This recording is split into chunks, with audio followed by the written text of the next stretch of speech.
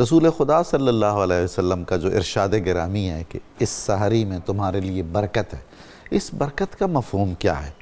یہ تو ایک چھوٹی سی بات ہوگی، یہ آپ ارشاد فرمائیں گے، پھر میں نے ایک اور بات بھی آپ سے پوچھنی ہے۔ بسم اللہ الرحمن الرحیم۔ سحری کے حوالے سے وقت سحر میں یہ گفتگو یہ حسن اتفاق بھی ہے اور سعادت بھی ہے، بے شک۔ اور حضور نبی اس برکت کے اظہار کے لیے سرکار دو عالم صلی اللہ علیہ وآلہ وسلم کی حدیث میں عرض کرتا ہوں، آپ نے ارشاد فرمایا ان للہ فی ایام دہرکم نفحات، کہ بے شک اس زمانے میں کبھی کبھی تمہارے لیے اللہ کے فضل و کرم کی کچھ ہوائیں چلتی ہیں۔ الا فتعرضوا لہا، فرمایا کہ جب وہ ہوا اللہ کے فضل و کرم کی چلے تو تم اس کا سامنا کیا کرو، اس وقت سوئے نہ رہا کرو بلکہ اس کے فیض کو حاصل کیا کرو۔ اللہ، اور پھر خود ہی قرآن حکیم میں اور رسول اکرم صلی اللہ علیہ وسلم نے فرما دیا کہ وہ جس وقت میں فضل و کرم کی ہوا چلتی ہے وہ یہی وقت ہے جو سحری کا وقت ہے۔ تو ظاہری بات ہے کہ اس میں اللہ رب العزت کی رحمت بھی متوجہ ہوتی ہے، اور ایک حدیث میں فرمایا کہ تقسیم ارزاق کا یہ وقت ہے۔ اچھا، یہ سحری سے لے کے وقت فجر تک فرمایا کہ جو لوگ اس میں حاضر ہوتے ہیں وہ رزق اس وقت تقسیم ہوتا ہے تو اس میں سے ان کو حصہ ملتا ہے، اور جو اس وقت سوئے رہتے ہیں وہ تقسیم ارزاق کے وقت یا نہیں حاضر ہوتے تو پھر انہیں رزق کی فراوانی کیسے حاصل ہوگی؟ تو پھر یہاں آگے صوفیاء کرام نے لکھا کہ رزق صرف مادی اور مٹیریلسٹک نہیں ہے بلکہ رزق کی متنوع صورتیں ہیں، جمال بھی رزق ہے، اور جو ہے وہ اچھا ذوق بھی رزق ہے، تاثیر بھی رزق ہے، روحانیت بھی رزق ہے، اور یہ سارے رزق اس سحری کے وقت نصیب ہوتے ہیں۔ بے شک۔ پھر ایک اور بھی اس میں حکمت رکھی گئی کہ مخالفت الیہود والنصارى، یہ بھی احادیث میں آیا کہ ان کے ہاں جو روزہ تھا وہ افطار کے بعد ان کو اگلے دن تک پھر کھانے کی اجازت نہ تھی، تو حضور صلی اللہ علیہ وآلہ وسلم نے ایک حدیث پاک میں ارشاد فرمایا کہ تم فصل ما بین صیامنا و صیام اہل الکتاب، کہ یہ جو سحری ہے یہ ہمارے اور اہل کتاب کے روزوں کے درمیان یہ تفریق ہے، یہ ایک لائن کھینچ دیتی ہے، یہ امتیاز ہے امت محمد صلی اللہ علیہ وآلہ وسلم کا۔ عطار ہو، رومی ہو، رازی ہو، غزالی ہو، کچھ ہاتھ نہیں آتا بے آہ سحرگاہی۔ اور یہ حضور آپ کے اس لفظ سے اجازت ہو تو میں ایک چھوٹا سا نکتہ عرض کر دوں۔ سحرگاہی، اس کا مخفف سحرگہی ہے۔ سبحان اللہ۔ یہ سحرگہی ہی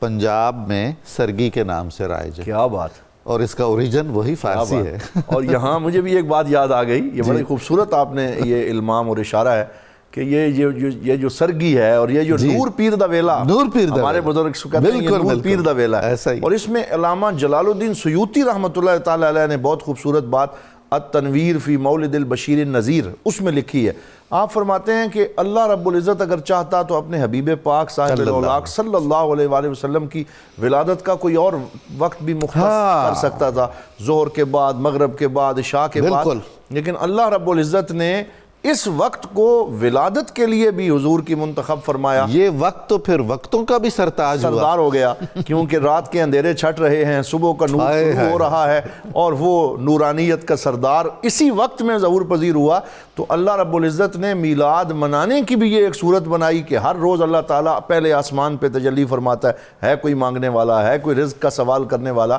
پھر یہاں پہ ابھی جو حضرت زید ابن ثابت کا نام لیا گیا تو میں اس حدیث کو مکمل یہاں پڑھنا چاہوں گا کہ حضرت زید ابن ثابت فرماتے ہیں تسحرنا مع النبی صلی اللہ علیہ وسلم، کہ ہم نے حضور صلی اللہ علیہ وسلم کے ساتھ سحری کھانے کا شرف حاصل کیا۔ ایسے خوش نصیب لوگ تھے۔ سبحان اللہ، کیا بات ہے۔ ثم قام الی الصلاۃ، سحری کھانے کے فوراً بعد حضور نماز کے لیے تشریف لے گئے۔ تو ایک بندے نے ان سے پوچھا کم کان بین الاذان والسحور، کہ اس سحری اور اذان فجر کے درمیان کتنا ٹائم تھا؟ تو فرمایا قدر 50 آیا، 50 آیات کی تلاوت پڑھنے کا وہ وقت تھا، یعنی کہ حضور صلی اللہ علیہ وسلم بالکل اس وقت میں سحری کا اختتام فرماتے کہ ساتھ ہی پھر اذان فجر کا وہ وقت شروع ہو جاتا۔ تو الحمدللہ آج بھی ہمیں وہی معمولات نصیب ہیں۔ حضور ہمارے ایک بزرگ فرمایا کرتے تھے کہ یہ جب 50 آیات والی حدیث مبارکہ آپ بیان فرمائیں تو ساتھ میں ایک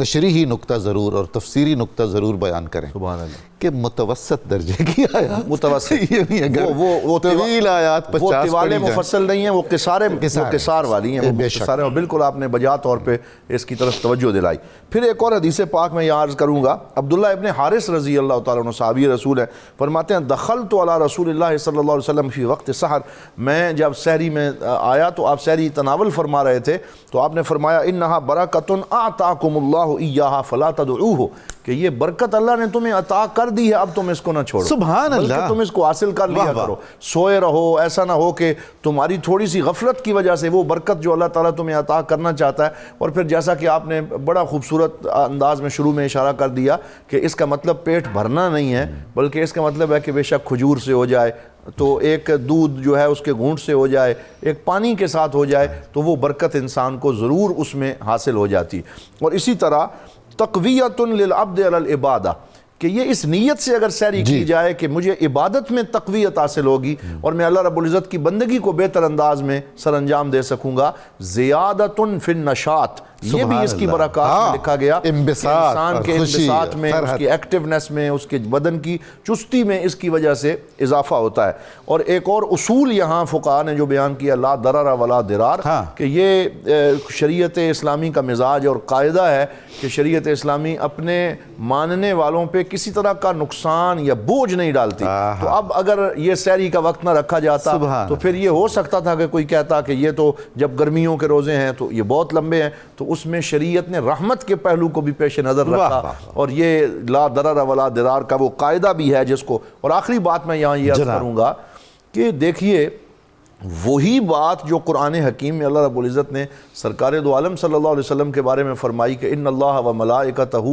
یصلون علی النبی یا ایھا الذین آمنوا صلوا علیہ وسلموا تسلیما، یہ ہم درود پاک پڑھتے ہیں، تو یہی لفظ سرکار دو عالم صلی اللہ علیہ وسلم نے سحری کھانے والوں کے لیے استعمال کیے ہیں حدیث میں، فرمایا ان اللہ و ملائکتہ لیصلون علی المتسحرین، فرمایا اللہ اور اس کے فرشتے سحری کھانے والوں کے اوپر رحمتیں اللہ نازل فرماتے ہیں اور وہ دعائیں کرتے ہیں اور وہ استغفار کرتے ہیں۔ یہ میں سمجھتا ہوں کہ سحری کا وہ روحانی اسپیکٹ ہے کہ ایک تو ہے کہ اس کی جسم میں نشاط ہے، چستی ہے، لیکن اس کے ساتھ ساتھ اللہ رب العزت کی نظر کرم ہے اور فرشتوں کی طرف سے دعائے رحمت ہے اور استغفار ہے، اور بندہ مومن کے اوپر یہ نوازشات اور انعامات کی بارشیں ہو رہی ہیں۔ سبحان اللہ، سبحان اللہ۔